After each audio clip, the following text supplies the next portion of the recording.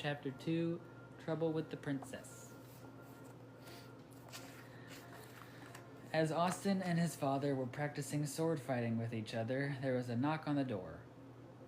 Austin walked to the door, putting down his sword, and opened it. He looked straight ahead and did not see anyone. Just before he closed the door, he looked down and saw a short man who was wearing a pinstriped suit. He was a rather plump man. "Hello," Austin said, confused.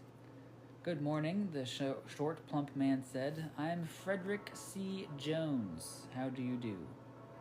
"Fine, thank you," Austin replied. Then Mr. Oxley came to the door. "Oh, hello, Frederick," Mr. Oxley said. "It's been years." "Who's Frederick, Dad?" Austin asked. "He's our messenger," Mr. Oxley replied. "Well, what are you here for, Fred?" Austin said. "It's Frederick, and I'm here to give you some awful news. Princess Alexis is terribly ill, and she needs to be protected while White Dwarf is at large. We need your—" "Wait, who's Princess Alexis?" Austin asked, not knowing what was going on. "You're telling me you don't remember Alexis, son?" "No." "Well, when you were just a baby, Queen Alana had a baby. When the baby was born, Alana died of heart failure, so we watched over Alexis for 5 years. You two loved each other so much, it's hard to think that you can't remember her." "Well, I don't." "May I continue, please?" Frederick asked. "Sure, Fred," Austin replied. "It's Frederick." "Well, we need your help, Geoffrey." "Wait, hold on a second. I cannot go on any more quests." "Why not?" Frederick asked. A few years after Austin was born, I lost all my powers in a battle. So did Natalie. Well, then all is lost. The evil White Dwarf will surely kill Alexis, then all the Starbrights will perish. There will be no more ruler, and wars will break out after White Dwarf takes over." "I didn't mean no one could do it." "What do you mean?" Austin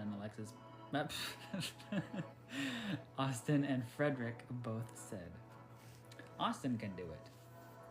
"What did you just say, Geoffrey?" Mrs. Oxley said as she walked to the door. "My son is not going on a side quest. Not at his age."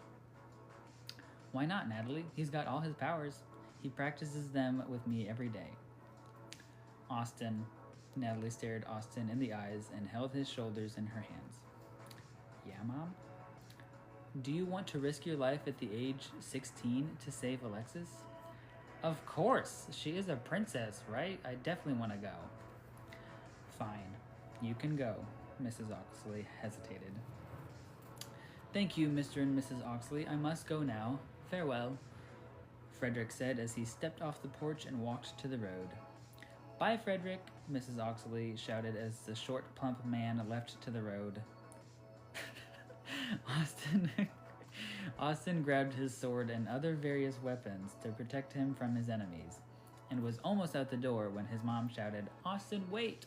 I love you. We've battled White Dwarf before. Make sure you stay safe." "All right, Mom. Bye, Dad." He grabbed his sword and ran out the door. He had never been more excited in his life. Mr. and Mrs. Oxley looked at each other and smiled. Our son has grown up. All right.